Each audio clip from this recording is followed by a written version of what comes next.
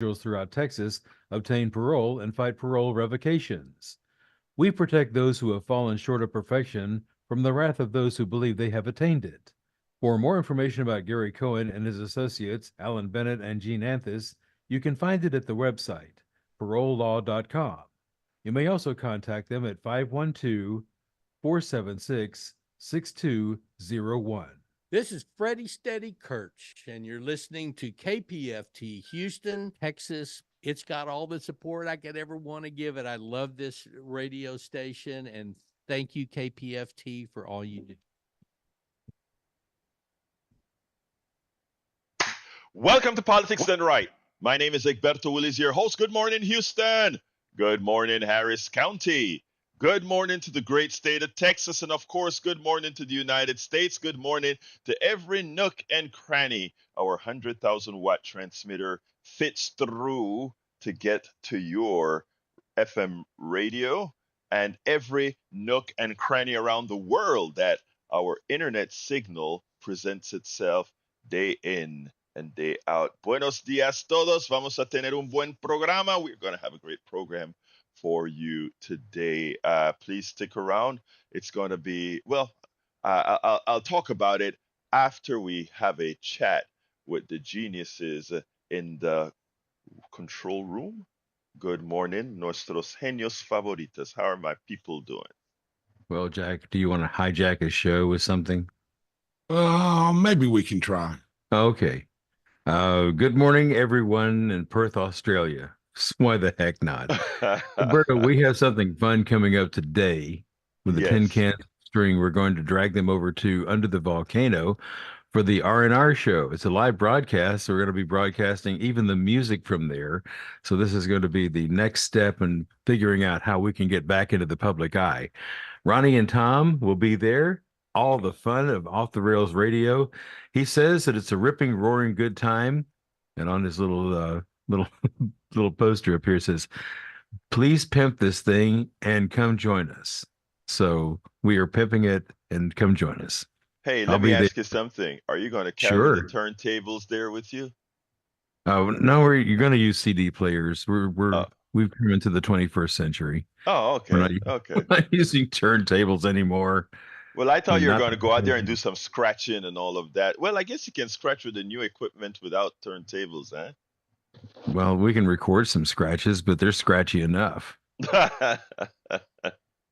Ronnie and Tom, today, Under the Volcano, 1 to 3 p.m. live broadcast. It's going to be a fun time, so I hope a lot of folks come in. So come get pie-eyed and fall down and all that fun stuff. Well, yeah, that's part of it. That's Off the Rails Radio. You listen to that thing every afternoon. I do. I do listen to that one. Yeah, it's going to be a fun time, folks. We're going to be live on remote broadcasting, which we've been doing here for a while. We did the art car parade downtown. Jack was there to help me, and I just can't say enough about how Jack helps me out. I can't laud enough praise on this man to actually accurately portray just how valuable Jack is. And he's over here blushing too. So, well, Jack has turned into a radio guy. Well, actually, we can't just say a radio guy. We have to say a radio, internet, and everything in between kind of guy to make sure people get all this stuff, music and news all alike. Mm-hmm. Yeah, I try to give kind of the emotional response to things. That's where I'm coming from. Yeah, you should have heard him out there at the art car parade. Howard, get over here. Do your job. That was the emotional response. They're calling for you. And by the way, where does this wire go? So it was fun. It's going to be fun today. We invite you out to come and enjoy Off the Rails Radio live from Under the Volcano this afternoon from 1 until 3. And Jack, what you got? Well, good morning, Egberto. How are you? Good morning, Jack. I'm great. Waiting to hear your word of the day. Well, this is about war jobs. No. If war is waged on the innocent, where are the hearts of the people who work in the factories that build the bombs the planes, the missiles? How do they live with the truth that their work is used by a government to kill the innocent so business can profit? I'd say your job kind of bites, and it's only a job. So the statement, "I was only doing my job," sounds kind of hollow and shallow to the consciousness of the soul. Yeah, it didn't work at the Nuremberg trials either. I was just following orders, sir. So, Yeah. folks who are making the munitions, stop and think about what you're doing. Yeah, this government isn't guiding us in the right directions anymore. They've let something take over it, and we got little skirmishes popping up all over the place. Ukraine, Thailand, South Korea. I mean, they're Yeah. trying to close the net around China. And China ain't gonna like that. And Walmart will go out of business if we don't stop importing stuff from China. It Because is everything fun. is made in China. Do you ever find it funny that as we talk and talk about how bad China is, we can't go into a store in the United States with for things that don't say made in China. The hypocrisy of what really happens with business versus country versus military is just astounding. I mean, we are just pawns, and until we understand that, we don't, it's going to continue because again, think about it. If is there really something gonna happen with us in China? Not really. Think about it. Everything here that the average consumer uses is made in China. China has Hmm. a stranglehold on us. And and actually I shouldn't say China have a stranglehold on us. We gave China the the noose to hang ourselves. And the Yeah, we truth of sent the all our matter, factories over there. yeah, Yeah. it's amazing, So I mean, it is comical when you hear these politicians get up and talk about China this and China that when they're using China as its labor force. It makes no sense, and people need to get with it. And when Trump came and he said, "I throw tariffs on China," China smiled. Those tariffs weren't placed on China. You see, when you hear the word inflation, that is a that partially that is a tariff that Trump put on all those goods coming into the country. Guess from where again? Where again? China. Oh, wait a minute. Why is it that that pencil instead of costing 50 cents now costs 51 cents or 55 cents? That's the tariff you are paying for. So when he said he placed a tariff on China, what he really did is he taxed you because you're not going to stop buying the pencil, you're going to still buy the pencil. And when they tax you, guess where that tax dollar goes? It goes right into the federal government. And when under Trump, what did he do with that tax? He said, our deficit isn't going to be as large anymore. Let's make it just as large and give these tax cuts to the wealthy people. Again, that's not just speak, sir. People, look it up. When we put tariffs on China, what we're doing is putting a tax on every American citizen that goes into Walmart. That goes into Walmart. You're paying an extra tax. And the thing about it is that tax is paid by all of us. So we have to understand the thing. Eric Hayes, welcome to Politics Done Right on the web.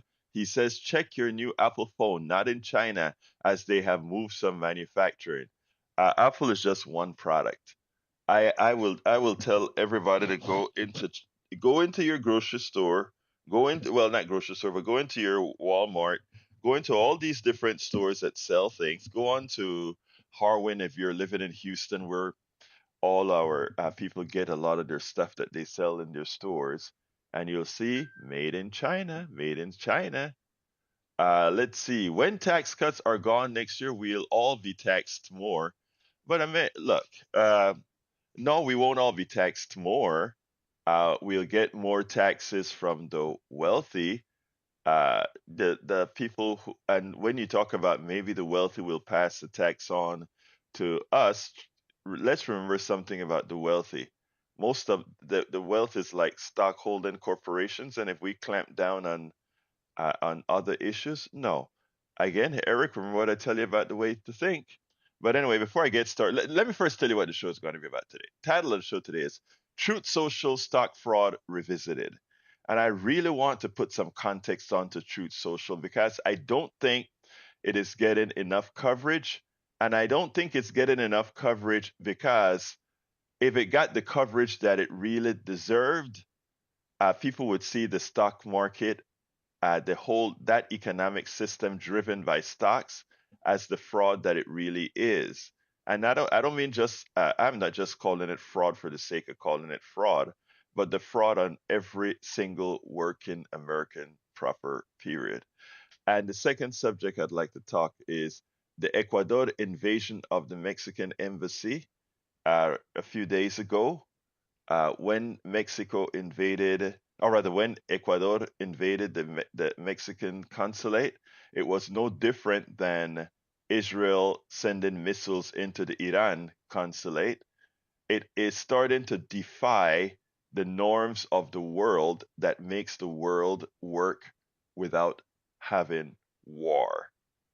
And, if Israel can do it, if Ecuador can do it, the dominoes start to fall internationally. And at that point, embassies and diplomatic relations don't make any sense thereafter. But before I get into the subject, since I've already gotten two calls and you all take precedence, I'm going to take Harry then Gonzalo. But here's the deal. Uh, Remember that if we don't get to these subjects, you can always go to politicsdoneright.com/newsletter for all the subjects we were going to cover.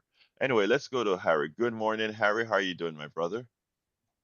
Good morning, Huberto. I didn't mention this the other day when, I didn't call that day on Monday, when you talked about your weekend and how you had to be with your friend who lost someone in there that was dear His to them. wife. And Yeah. I'm sorry for your loss. But as I was telling, as the mayor of politics done right describes him, Magic Jack and Captain Reynolds, I want to give them some love. Those two geniuses. I've been loving Magic Jack's monologue on with the military industrialism stuff with war and profit over people. It's just sad, but that's an industry and people make money on it. But I like Magic Jack's enlightening comments. And then Captain Reynolds, I just love his when he does his rant on things. I want to talk about what he talked about the top of the show yesterday with the Donald Trump trial, because I was listening to stuff about that yesterday on NBR. The only thing that concerns me when they were talking about how they've excused a lot of the jurors already because they can't be impartial, because they think that Trump is being railroaded. They're buying into Trump's rhetoric of a witch hunt. Poor old Trump, as Captain Reynolds was saying yesterday. Poor old me. It's I didn't do anything wrong and all that. The only thing that concerns me, in all of this, it was the Stormy Daniels thing. I hope Captain Reynolds' prediction is right. I hope you're right, Howard, that he will get convicted before the general. But what worries me is a hung jury, because all it takes is one, and then that'll be the end of it. So I just hope that that doesn't happen. I hope these jurors listen to this evidence that he violated, used that campaign money, violated those, falsified those records, and then I hope they make the right decision and convict this man and put this man in prison. I think they said he can do up to 4 years in prison. So I'm hoping and praying that happens.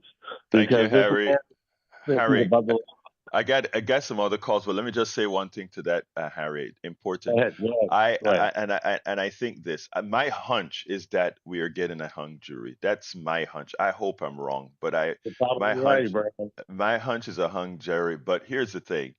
I want people to campaign not as if a conviction is needed for Trump to be seen as unfit for office.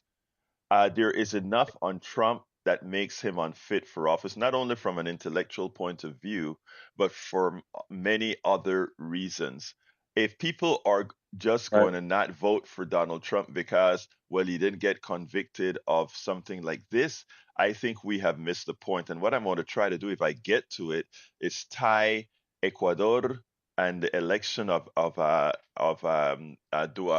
what's his name, election of the new Ecuador right winger. I want to tie and Noboa. Right. I want to tie that into Trump, but we'll get there if we get there. If not, we'll take it another day. But thank you for calling, Harry. I need to run to Can I say Gonzalo. one more thing? Can Real I say one quick, more real, thing? Let me real go? quick, real Okay. quick. I want to give some love to your next caller, Gonzalo. He's very bright with his comments. I want to give love to Ray, your caller Ray, Pete, Patrick, and the two women that called, Jonah and Cece. Like I said, we have thinkers on this show, and I enjoy Harry, all all of them, and you too, brother. I appreciate all our right, callers, and you too as well. So thank you so kindly, right. sir. Let's go to Gonzalo. Come on in, Gonzalo. Hi, good morning. Good morning, Egberto. Buenos días, mi hermano favorito de Cuba. Háblame. Thank you. Thank you. Thank you, Harry, for your words, your kind words. And the audience is awesome. I'm not going to mention names. All in all, thank you for trying to solve the equation about the hyperinflation. And we all understand that thanks to Trump's tariffs, we have higher prices. The solution, and that's another equation. You are an engineer, a smart engineer. I want you to give me the clues to solve that equation because technically, Joe Biden. And let me tell you something. I won't vote for Trump no matter what. So I'm not going to vote for him. That's a fact. I would never vote for Trump. But I'm hesitating whether to vote for Biden, and I'm going to tell you why. He promised to build America, whatever his motto was. How is he able to solve that equation? Is he going to bring jobs here that are made in China and South Asia and other countries, outsource companies that have gone there to maximize their dollars? That's a good question. Also, we should have improved our educational system in such a way to bring kids more capable to cover the needs of high-paying jobs, skillful jobs. And what we see in the news is Boeing with a number of failures in some of their aircrafts that for years has been the most reliable one. And that's sad, because that's really what brings America great again, keeping the standards, the high standards, and not giving a chance to competitors like Airbus and Bombardier and all the companies, and even Asian companies. And if you see the news, I read the news about the new Trumpist in the South, Milei in Argentina, and he was trying to buy aircrafts. I think he bought finally American aircrafts because that's his goal, to say hello to Trump if he comes back to power and to dismantle what the leftist people have done for years, that is to deal with China. And guess what? They had a mysterious secret base in Argentina. What are they doing? The government didn't even know. They say that they do research about what? And that is a fact too. China has been getting to places like Africa, South America, Latin America, and they have now enough power to be spying in the nearby areas of America. And we're trying to wake up and say, hey, they are here, close to us. So how are we going to solve that equation? That's my question to you. Okay, can I answer? Let me start. At your first question had to do with inflation and trends, where jobs are, etc. For a long time, our our economic sector, the leaders of our economic sector, that being the titans of commerce, the capitalist magnates, they have never cared about the American worker, and they have made a natural alliance with the Republican Party and neoliberal Democrats. And in that process, they've done many things. They have exported jobs. I mean, it's a cliche to say they exported jobs, but when you look at where manufacturing occurs, just look in your stores and see where all these products are manufactured. So that is something that Republicans and neoliberal Democrats alike have allowed to occur because, again, we have been governed by both Democrats and Republicans since Reagan. All right. Reagan started a huge process with supply side economics, and that continued under Clinton, under Bush 1, Bush 2, and under Obama. Uh, I think we you have to go back to Nixon because Yeah, the Nixon opened Mao China. was in the Yes, yes, 73. So yeah. that's I where agree with you, first, Gonzalo. I agree with you. I agree with you. First of all, let me just tell you because you're right in that the genesis of opening China to the rest to America and with that real industry did come when Nixon opened the door and I mean I am 100% with you. I'm 100% with you. There was a little difference again when Carter came in. The president that I think I love the most in this country, me Carter. too, me too. Yeah, Carter. So I mean, so I give that to you. You're absolutely right. Nixon opened the door, but Reagan barged through it and created the infrastructure for all these other things to occur and thrown our jobs over there. But guess what? There's another thing that occurred, and that is a dumbification of America that began with Reagan and the false information coming from the Heritage Foundation and these other think tanks that sprout up to really misinform people. And what have we done? We've done all the things to make America less the thinkers that we used to be or that we were growing to be. Now, when you see that as we manufactured overseas and developed more overseas, we got too big. We got a class of Americans who were no longer educated as they were before in the aggregate. And so what happens? Eric is in the chat saying lower hiring standards lead to bad quality, and he's right. What he's wrong about is how the lowering standards came about. A less educated population, companies that put more money into profits than to building their workforce, than educating their workforce, than training their workforce, right? Of cutting corners to make a dollar. So those are the things when we talk about the difference in presidencies now. What do we have to show? In the one thing we have when we had a Donald Trump is that Donald Trump was in fact president, and Biden is in fact president. So we have two records that we can actually compare. Do we like either one of them? Personally, I don't. But what I will be doing, taking my host hat off, is looking at what's been done and what the potential or possibility of what can be done in the election of either one of these guys, because one of these guys are going to be the president. Either one of them are going to be the president. So therefore, nothing else, in my opinion, matters. So my thing is, if Trump becomes president, what are the policies that we are likely to be able to convince Trump to get through? If Biden becomes president, what are the policies, or continues to be president, what are the policies we are going to continue to be able to get through? We also have experience with what that is. Uh, Pramila Jayapal and Ro Khanna and many others, they have great progressive policies that our neoliberal president, because he needed that coalition with the left, was able to get through policies that not even Obama, as a centrist Democrat, was able to get through. And people are going to say, Obama a centrist Democrat? Yeah, things have moved so much to the right. Obama is a centrist Democrat that not even Obama could get through. So Biden was able to do that.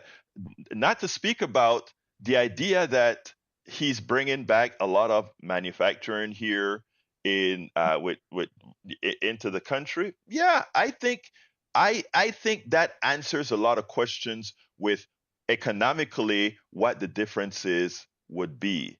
Now, you also spoke about China and China building things elsewhere around the world. The country is now back to a bipolar. I mean, the world is back to a bipolar world. Some would want to say tripolar if you include some other countries, but it's really bipolar. It's either China or the United States, and the United States have its tentacles everywhere, and China is trying to do the same thing that America, as one of the other poles, do or did, and that is putting itself everywhere as well. So I don't.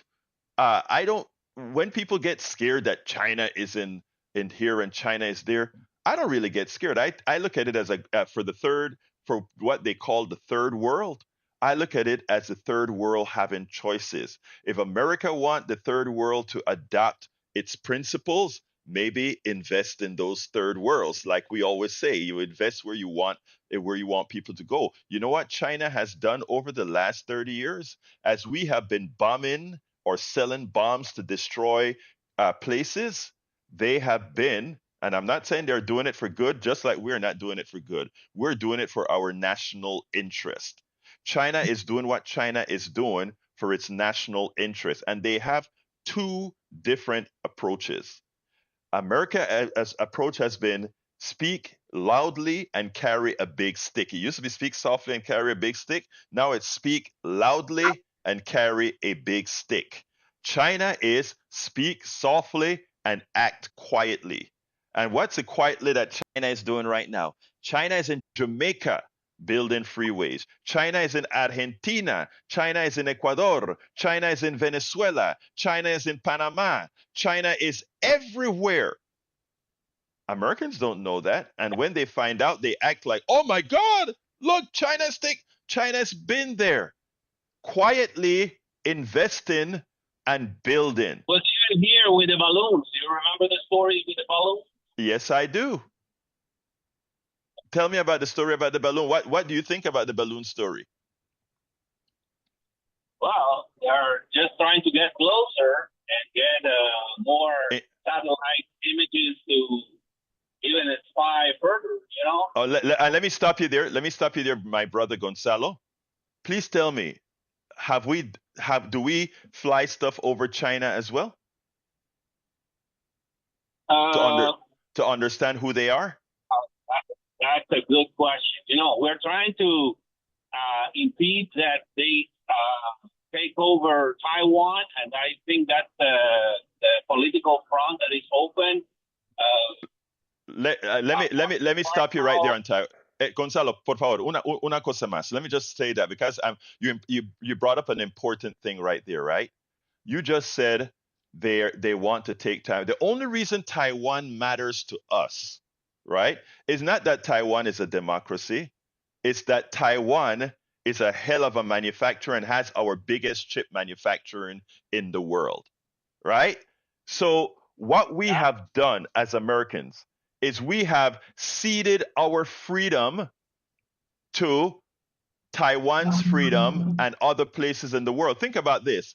If EMC were building all those chips in the United States as it should have been doing, as we should have been building our own chips using our own technology, it wouldn't matter if Taiwan and China got back together, because the truth of the matter is Taiwan and China was one country at one time, and they fight it out what kind of country they want. The only reason, from a strategic reason, America cares about Taiwan is not that we love the Chinese in Taiwan and don't like the Chinese in China, is that they manufacture a lot of cheap goods for us in Taiwan, cheap technical goods in Taiwan. So when we understand that all our military problems have its genesis in not China, but in our own businesses, our own corporations who sold our country out. Our manufacturing industries, all our corporations sold out every American worker. And then we have these American workers somehow many times because, again, of ignorance, because remember, we try to keep our people ignorant. We don't realize that we have to fight these wars over there because we need them over there to manufacture the things that we don't manufacture over here. It's amazing how when you look at the genesis of all our problems is for profit corporations wanting to make more profits on our back, and then we have to support them again militarily when those other places have problems. Anyway, anything else, Gonzalo, before we move on?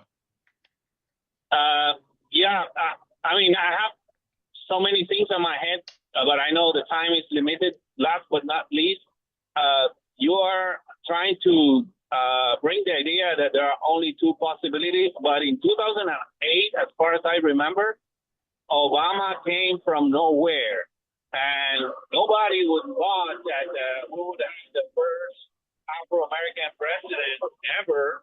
And I think you can leave open the door to say that there will be a third candidate that will take advantage of this apathy that we all citizens have about the two candidates and come up with a new plan, with a new vision, and with a new political strategy that brings the audience aware that neither Trump nor Biden are the solution. So I need to answer that. I do need to answer that because all our audience need that answer. You posed a very important question.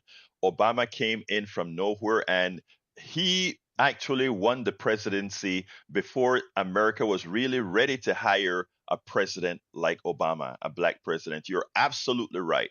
The difference here is he coalesced in a party that already had him registered in every single state, which would have allowed him to have whoever the Democrats threw out there would have allowed electoral votes. The problem with a Kennedy, with a Stein, or with anybody else is they won't be registered in places where they can get 270 electoral votes and that's the issue.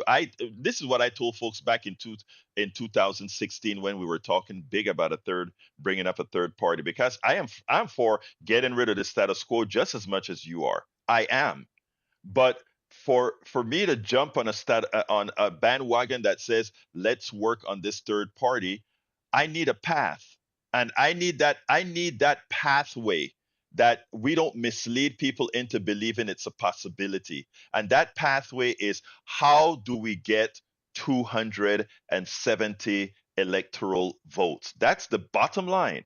How do we get 270 electoral votes? If you like Kennedy, for those who like Kennedy, I have big problems with Kennedy, but I respect those people who say, well, I'd like Kennedy to get a shot. Hell, Donald Trump has made it possible that just about anybody can be president. So for those who say, Kennedy stands a chance, my question is, draw me the path for him registering in states that will give him 270 electoral votes. That's the bottom line. And that's the only thing, Gonzalo. But Gonzalo, I got to go to Donald. Anything else before I run to Donald? Thank you for your time. Thank you for your words of wisdom. And thank you very much, the audience. Thank you, my brother. You too now. All right, let's go to brother Donald. Come on in, Donald. Good morning, Alberto. Good morning, sir. Hey, what is that saying when diplomacy fails? Something, something. What is it? I don't know. I've heard it, but you always give me brain freezes. Well, I don't know why you do that. Diplomacy fails, war succeeds, or something like that. It's about time yeah. Are doing their job, because they're tired of being a third world country that's getting walked on by somebody else. Because how's diplomacy working for them? They're harvesting, the lithium and all the other stuff. How's it working for them? And Okay. with the religious thing, isn't it an eye for an eye and a tooth for a tooth? It's not an eye for both eyes or a tooth for a mouthful of teeth.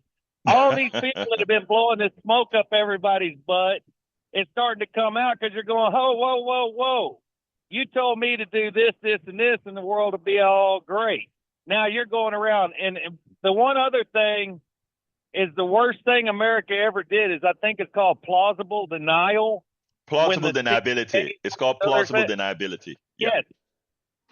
How's that working out for him now? I think the wizard's skirt's showing. I think we're able to look up his dress and we're seeing what he is. Yeah. Yeah. Yeah. Anything else, my brother Donald? Oh, no. When I told everybody China was over in Mexico years and years ago, they're like, oh, you're crazy. I'm like, okay, you'll see. Because when I was out on ranches hunting, we would have to leave the ranch because the cartel was bringing a shipment through. No, they were running exercises. I'm not saying they're a threat, but guess what? The bricks is the perfect name because they use the bricks to pave roads. We use bricks to throw them. So, oh wow! Wait, folks, stop, Donald, stop, Donald, stop, because you just made a very important statement. That one phrase. They use bricks to pave roads. We use bricks to throw and break things. That is what I was trying to explain to Gonzalo about China around the world. That, you know what? That's a T-shirt phrase right there. That's a T-shirt phrase right there. You should make one, and you should make one, and people are going to say, what the hell does that mean?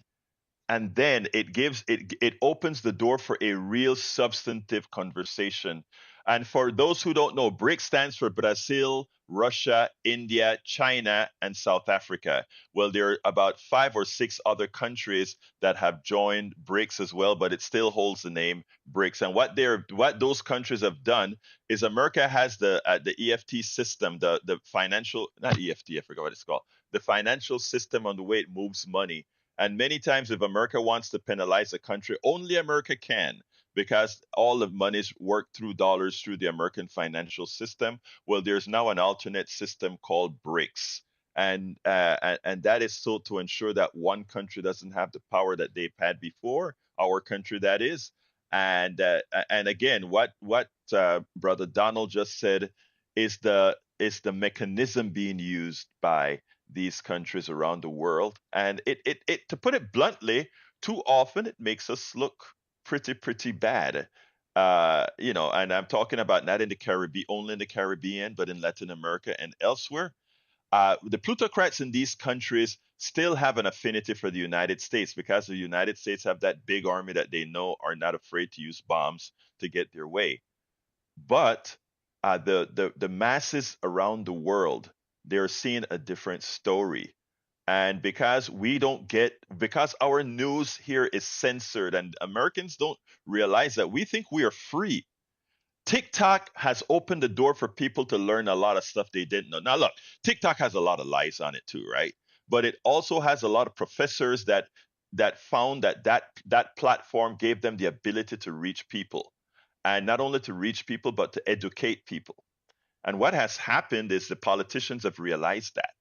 And they've said, oh my God, if people realize that, Haiti, people are coming from Haiti, not because they're just running to America, but because of what we did with the rice farming over there. If people start learning all these things about what's really causing the southern border problem, oh, the rationale changes. If they learn why inflation is really here, oh my God, they're learning.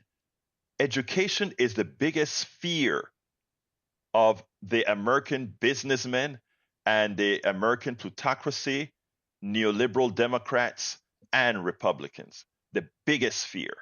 Finish up, Donald, before I move on. Okay. And why are you so hard on Trump all the time? Everybody else, he's like me, similar to me. Everybody else runs in black and white. We run in gray. That means we're going to push every bound and every limit there is to get our way. Let me tell you. Let me answer your question. Let me answer your question because I think you're right about that in a lot of ways, right? Sometimes I ask myself that, and there are some callers, and I'm not talking about my conservative callers, but other callers, I'm like, why are you just Trump, Trump, Trump, Trump, Trump, right? And let me explain why. Because whereas I know the plutocrats are the real ones that are the trouble, I know that the businessmen are the bad businessmen are the ones that are destroying this country. I understand all of that, right? And Trump is nothing but a tin pack thug, right? He's nothing but a thief, but he's not a thief like the guys who run the big multinational corporations. But Trump is a very important tool for those guys. And how is that? Trump was able to do something those guys were never able to do, and that was to form a cultish following. In other words, Trump has gotten people to follow him just because, and that is a special thing, Donald. That is a special thing that Trump has. And I don't know how, but I want to get into people's head to just open their eyes. But what Trump can do, none of the plutocrats can, and that is the way he hold on to the people. And a lot of these people, mostly again, people, what we call the low information voter, but others as well. He's able to create that cult coalition like no other president that I know has. Even Obama, when Obama was a cultish figure on the left, he never attained it in the way that Trump did, because Obama did it with policy. Trump is doing it with just Trump. Anything else, Donald? That's the point. He is draining that swamp, and he disrupts it so bad that they will stop at nothing to get What him where he can't do anything. what is a That's swamp? the great thing. He's testing the system, the career politicians, the people who are funding all this, the people that have that orb that's worth this amount of money. Hey, Donald, and Donald, stop. Hold do on not for a sec. get Donald, hold on for a second and don't leave yet. I want to bring Howard into the conversation. Don't leave yet, though, because I want to add something to what you say afterwards. Come on in, brother Howard. Oh, I know how he built his cult. He built his Te- cult out of disenfranchised middle income people who are being squeezed and seeing the pandering of our federal government and our politicians to minorities. And I mean minorities as far as population goes. That's how he built his cult, because he's saying exactly what they're thinking. And that's why they say, oh, that's our man. So whether he's right or whether he's wrong is is regardless whether he's right or wrong, that's how he built his cult. He found the disenfranchised middle income folks who are being squeezed from the top and bottom, appealed to them, something resonated with them, so now they follow him. It's And simple. It's a and very simple Howard, thing. I think in effect that is what Donald is saying, but I think there's a piece Donald is missing that you just said. But I want to go back to Donald because yes, I agree. Donald, from Howard, check this out, right? Uh, the one part I want to get more out of you is when you said he drained the swamp. Here's the thing. Uh, I think what he has done is I don't know that he drained the swamp in more that he's told people he's draining the swamp, but he's still beholden to the same people that created the swamp. Donald? exact. I'm 100% agree. But the point is, people need the illusion. They need something to hold on to. They need the hope in the system. What we need to stop doing is telling these people to go get a college education and everything's going to be all right. You need to tell the people that a blue collar job ain't that bad. You can work on an HVAC system. You can be an auto technician. You can build a business. The the invasion of people that are coming in here, they're not trying to become president. They're trying to make a living. They're trying to start their own business. They're trying to use the tax code to benefit them because it's there and nobody's telling them. We go to school to find out what we suck at, not what we're good at. Just the whole system is screwed up. Oh, we're You tell laughing in here. somebody, Hey, Go Donald, ahead. that is funny. That is Go ahead, true. Howard. go ahead. Oh, we were laughing. We said the whole system is, we're getting education to see how screwed up the system is. Well, yeah, okay, I can go with that. Now, Yeah, let me and let, he's let me up there showing us, hey, a moron could come up here and do this, and we're like, we're clapping. Yeah, he did it, because in the bottom line is, you may say this, he knows things right now that he could blow the lid off of, but he doesn't, because he has enough integrity to know, like the documents that were whatever and all this other stuff. He has secrets that are not declassified. He has information that's not declassified, but he knows better than to do that. So you got to say something about the man. He's at least got half a brain, because he don't want to go disappear like Hoffa. But that's it. All right, Donald, we need to talk a little bit about this another time. But I mean, I see where you're coming from. And I think, believe it or not, I think Howard wrapped it for you. But there's one little catch in your phraseology that I want to tackle another day. So we'll do that another day. All right, brother? All right, later. Take care, bro. Let's go to Todd. Come on in, Todd. Good morning. Can you hear me? Yes, sir. I've listened to your show over time for years. Never really called in, but I appreciate the fact that you're willing to have dialogues and listen to different perspectives. And the reason I called in was just listening to your explanation of why people are supporting Donald Trump, and you use the phrase "just because," and I just find that a little bit incomplete.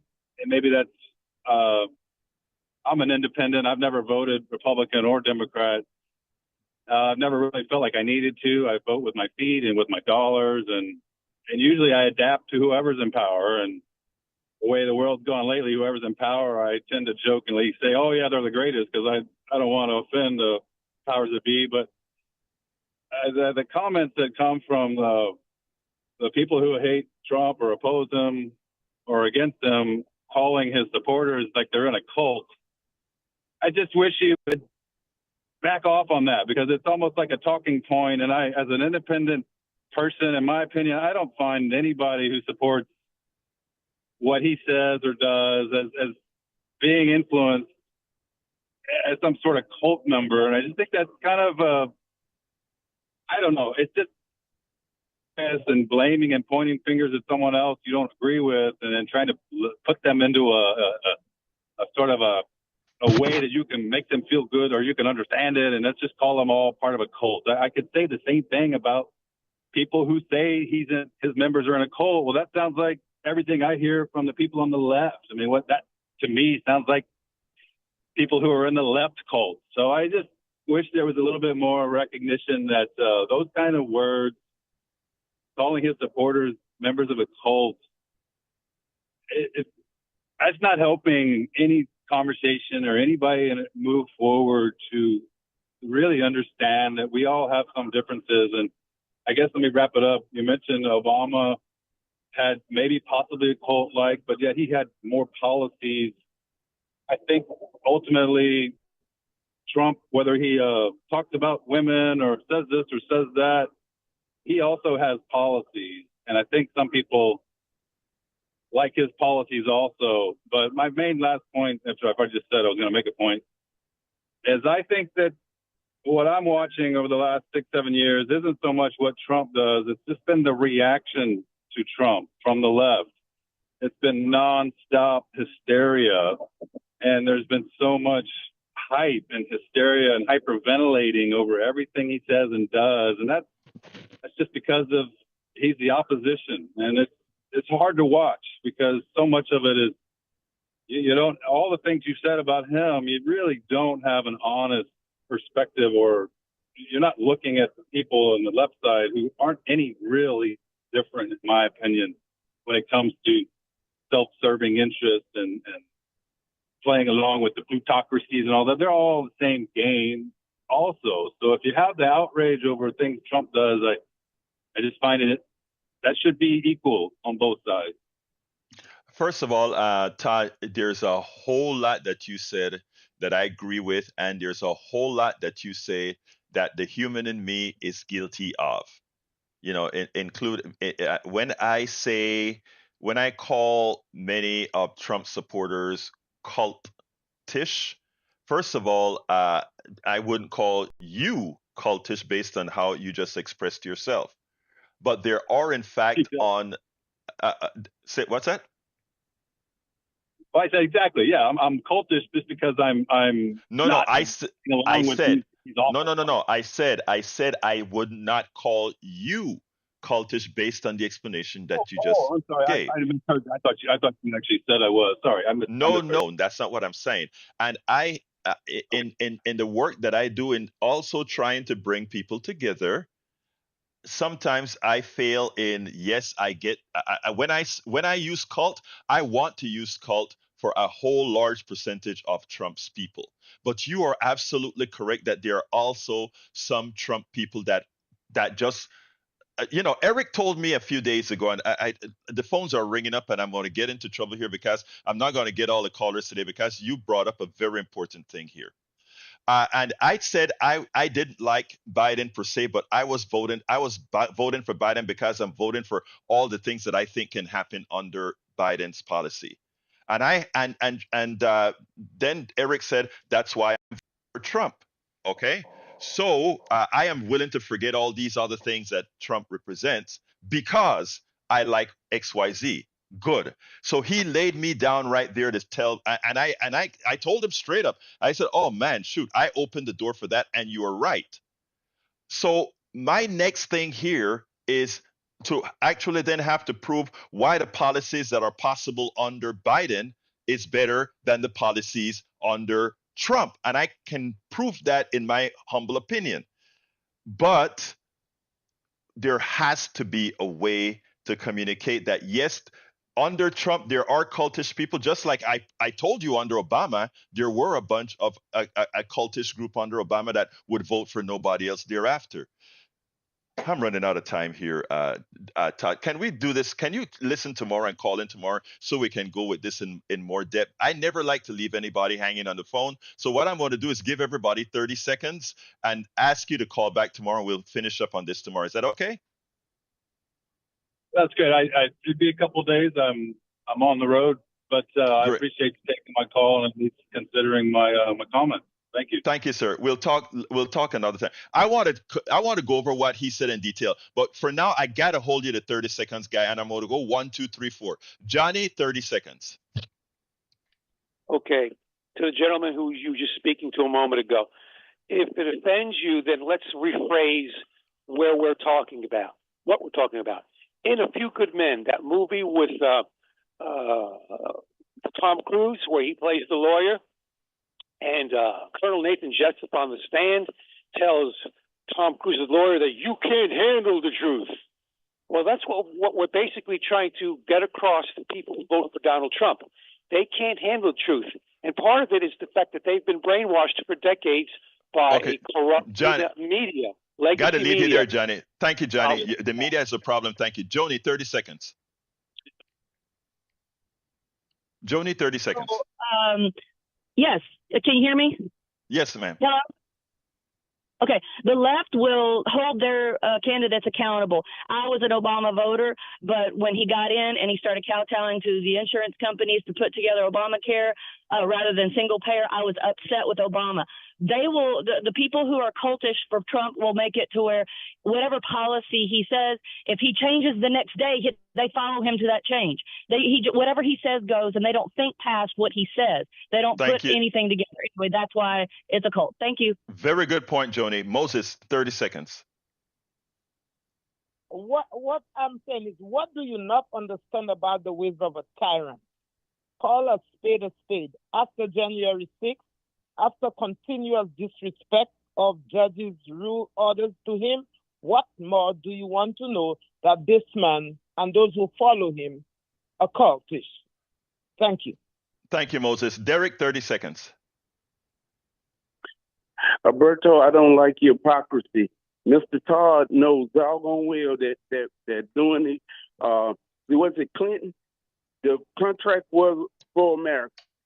I mean, you can go down the list and show where there was a lot of disrespect from the Republican side to the Democrats. So let's not play hypocrite. All of them are definitely implicit in everything. Thank you, brother. Thank you, Derek. Let me, before I go to Brian, I just want to say something real quickly. I understand when we talk about hypocrisy, hypocrisy is when it's done knowingly, right? There is something that Todd said that I think, and I hear what Joni and everybody else says. I want to explore something Todd say. It's important that we do, and that can actually be the bridge to that I see. Brian, come on in 30 seconds. Yeah, you want to talk about hypocrisy? How about Tom Hartman? And you mentioned TikTok. That's hypocrisy right there. It's called lack of freedom of speech. Tom Hartman will not let one single negative comment on his YouTube channel. Not one. He has 57 comments. If you read them, there's only 14. He's knocked out every negative comment. That's lack of freedom of speech.